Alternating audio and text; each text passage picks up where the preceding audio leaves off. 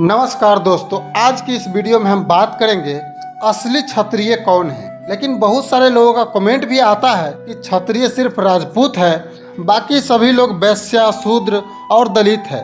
पहले कमेंट देखिए, उसके बाद जवाब देंगे। लाइसेंसी शूद्र हो, सर्टिफिकेट दिखाओ क्षत्रिय का और हम लोग भी दिखाएंगे, बोलो मंजूर है। अगर यादव क्षत्रिय है तो तुम रियल में अपने एक भी राजा को बता दो जो यादव हो, जैसे शिवाजी महाराज। और जो कृष्णा बोलते हो उसका कोई भी सबूत नहीं है, और ये सब बता रहे थे उसका सबूत दो। तो दोस्तों, ऐसे ऐसे बहुत सारा कमेंट है, लेकिन उसमें गलत भाषा का प्रयोग किया गया है, उसका भी जवाब देंगे, थोड़ा समय लगेगा। तो दोस्तों, कमेंट का जवाब वीडियो को लास्ट में देंगे। उससे पहले हम बात करते हैं आखिर असली क्षत्रिय कौन है।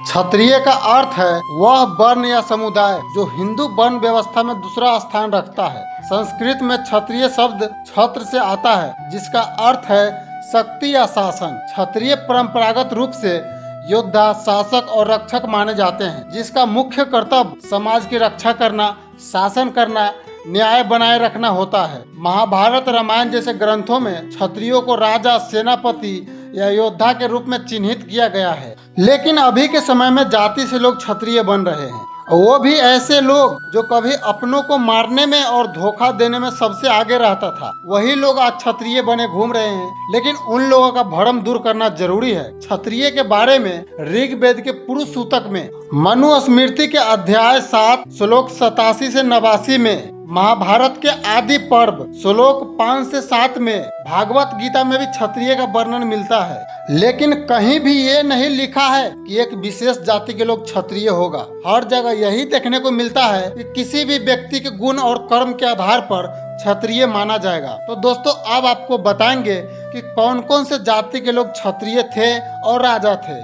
सबसे पहले बात करते हैं मौर्य वंश की। मौर्य वंश का शासन काल लगभग 321 ईसा पूर्व से 185 ईसा पूर्व तक माना जाता है। यह भारत का पहला महान और व्यापक साम्राज्य था, जिसकी स्थापना चंद्रगुप्त मौर्य ने की थी। तो दोस्तों, वीडियो में आगे बढ़ने से पहले ये क्लियर कर देता हूँ कि अभी का भारत पहले अलग था। पहले के समय में राजा सबका एक जिला के बराबर राज हुआ करता था, कहीं कहीं थोड़ा बड़ा होता था। तो चलिए फिर से टॉपिक पर चलते हैं। सम्राट अशोक, जिन्होंने अखंड भारत बनाया था। सम्राट अशोक से बड़ा आज तक कोई राजा नहीं हुआ जो भारत के सिर्फ 5 राज्य पर शासन किया हो। मौर्य वंश के बाद फिर नंद वंश का शासन आया।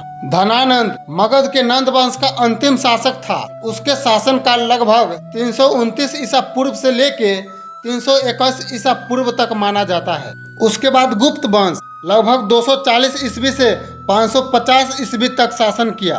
चंद्रगुप्त प्रथम 320 ईस्वी से लेके 335 ईस्वी तक गुप्त वंश के संस्थापक, जिन्होंने मगध को केंद्र बनाकर साम्राज्य विस्तार किया। उसके बाद हर्षवर्धन का शासन 606 ईस्वी से लेकर 647 ईस्वी तक।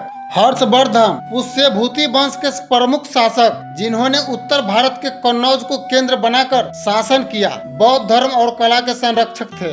यादव वंश का शासन काल 230 ईस्वी से लेकर 1317 ईस्वी तक, यानी लगभग 1500 वर्षों तक विभिन्न रूपों में शासन किया। विभिन्न अहीर राजाओं ने उत्तर भारत, मध्य भारत और गुजरात के कुछ हिस्सों में छोटे छोटे राज्यों पर शासन किया। उसके बाद देवगिरी के यादव महाराष्ट्र, उत्तर कर्नाटक, तेलंगाना 850 ईस्वी से लेकर 1317 ईस्वी तक शासन किया। यादव वंश के राजा कृष्ण देव राय ने 1509 ईस्वी से लेकर 1529 ईस्वी तक शासन किया, जो विजयनगर के एक शक्तिशाली राजा थे। उसके बाद पाल वंश 750 से लेके 1174 ईस्वी तक बंगाल और बिहार में शासन किया। राजा गोपाल, जो पाल वंश के संस्थापक थे, 750 से लेकर 770 ईस्वी तक शासन किया। उसके बाद धर्मपाल 770 से 810 ईस्वी तक शासन किया और बौद्ध धर्म का समर्थन किया। नालंदा विश्वविद्यालय को फिर से बनाया। देवपाल 810 ईस्वी से लेके 850 ईस्वी तक पाल वंश का विस्तार किया। उसके बाद प्रतिहार वंश 730 से लेके 1036 ईस्वी तक राजस्थान और उत्तर भारत में शासन किया। नागभट्ट प्रथम 730 से लेके 760 ईस्वी तक अरब आक्रमणकारों को रोका। मिहिर भोज 836 से लेके 885 ईस्वी तक प्रतिहार वंश के सबसे शक्तिशाली राजा, जिसने गुजरात और मालवा पर शासन किया। उसके बाद चोल वंश 850 से लेके 1279 ईस्वी तक दक्षिण भारत में शासन किया।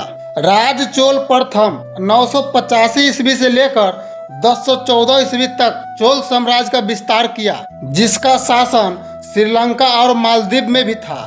राजेंद्र चोल प्रथम 1014 से लेके 1044 ईस्वी तक दक्षिण पूर्व एशिया तक समुद्री अभियान किए। चालुक्य वंश 543 ईस्वी से लेके 1157 ईस्वी तक दक्षिण और मध्य भारत में शासन किया।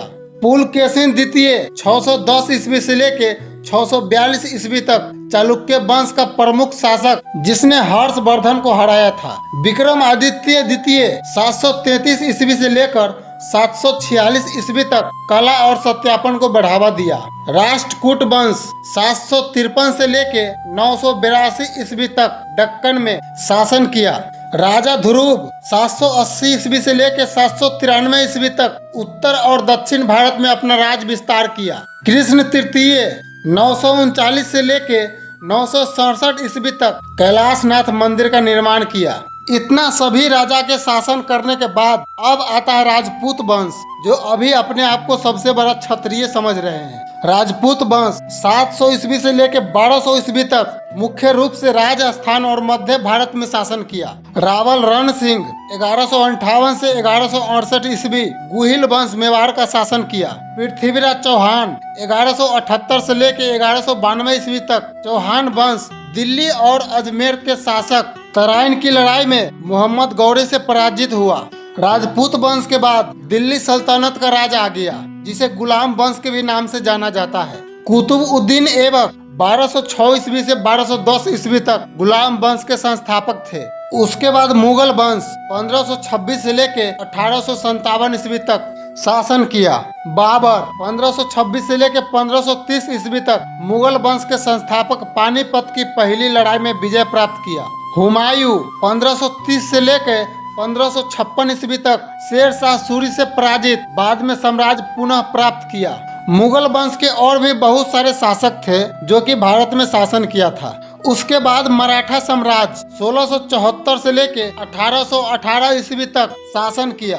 छत्रपति शिवाजी महाराज 1674 से लेकर 1680 ईस्वी तक मराठा साम्राज्य के संस्थापक। संभाजी महाराज 1680 से लेकर 1689 ईस्वी तक शिवाजी के पुत्र थे। मुगलों के खिलाफ संघर्ष किया, लेकिन कभी भी मुगल के सामने घुटने नहीं टेके। उसके बाद सिख साम्राज्य 1799 से लेकर 1849 ईस्वी तक शासन किया। महाराजा रंजीत सिंह 1801 ईस्वी से लेकर 1839 ईस्वी तक सिख साम्राज्य के संस्थापक, पंजाब को एकजुट किया। तो दोस्तों, अब आपको समझ में जरूर आया होगा कि इस भारत में और भी राजा थे जिन्होंने अलग अलग जगहों पर शासन किया था, और सभी राजा क्षत्रिय भी थे। लेकिन अभी सिर्फ राजपूत जाति के लोग को क्षत्रिय माना जाता है, लेकिन राजपूत कोई जाति नहीं है। यह एक संगठन है जो बहुत सारी जाति को मिलाकर बनाया गया है। अगर ये लोग असली क्षत्रिय होते तो अपने ही लोगों को धोखा नहीं देते। जैसे पृथ्वीराज चौहान के साथ धोखा करने वाला जयचंद, जो मोहम्मद गौरी के साथ मिलकर युद्ध किया था। राजा मान सिंह, जो अकबर के साथ मिलकर महाराणा प्रताप से युद्ध किया था। और भी बहुत सारे राजपूत राजा थे जो मुगलों के दरबार में काम करते थे। तो दोस्तों, आप लोग कमेंट करके बताओ कि ऐसे लोग क्षत्रिय हो सकते हैं क्या? अगर असली क्षत्रिय का बात किया जाए तो महाराणा प्रताप असली क्षत्रिय थे। छत्रपति शिवाजी महाराज, छत्रपति संभाजी महाराज असली क्षत्रिय थे। पृथ्वीराज चौहान, रानी दुर्गावती, राजा सुहेल देव जो पासी जाति के थे, राजा सूरजमल जो जाट जाति के थे, उन्होंने ताजमहल में भूसा भरवा दिया था। विजयनगर के राजा कृष्णदेव राय जो यादव जाति के थे। और भी बहुत सारे राजा है जो कभी मुगलों के सामने हार नहीं माना। ये होते हैं असली क्षत्रिय जो कभी भी दुश्मन के साथ समझौता नहीं किया। लेकिन हमारे भारत में मुगलों का गुलामी किया, अंग्रेजों का गुलामी किया, वही लोग क्षत्रिय हो गए। तो दोस्तों, राजपूत राजा का शासन राजस्थान तक ही सीमित है। कुछ राजा मध्य भारत में भी शासन किए थे।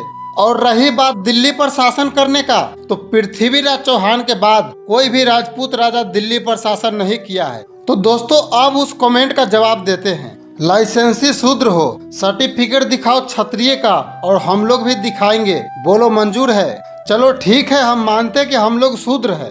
तुम लोग मानते हो कि देशद्रोही हो क्योंकि तुम्हारे पूर्वज दुश्मन के साथ मिलकर देश में बहुत सारे राजा के सभी धन और जमीन लूट लिए थे। तो दोस्तों एक और कमेंट है, ये भाई बोल रहा है कि यादव राजा का नाम बताओ। तो मैं बताना चाहता हूँ, यादव वंश के राजा करीब 1500 साल तक भारत के बहुत सारे जगहों पर शासन किया है। राजा नंद जो 150 ईस्वी के आसपास राजा थे, राजा कृष्ण देव राय 1529 ईस्वी तक शासन किए हैं, राव तुलाराम जो अंग्रेजों से युद्ध किए थे, और भी बहुत सारे राजा हैं जो यादव वंश के हैं। तो दोस्तों वीडियो देखने के बाद समझ में जरूर आया होगा कि राजपूत से पहले भी बहुत सारे राजा थे और क्षत्रिय थे, लेकिन वो सभी राजा के वंशज आज शूद्र है क्योंकि मुगल और अंग्रेजों के साथ मिलकर शादी विवाह किया और सभी का धन और जमीन हड़प लिया, और वही लोग आज क्षत्रिय बन रहे हैं जो कभी मुगल का गुलामी किया करते थे। तो दोस्तों आज के लिए इतना काफी है, मिलते हैं फिर से एक और नए वीडियो के साथ, तब तक के लिए धन्यवाद।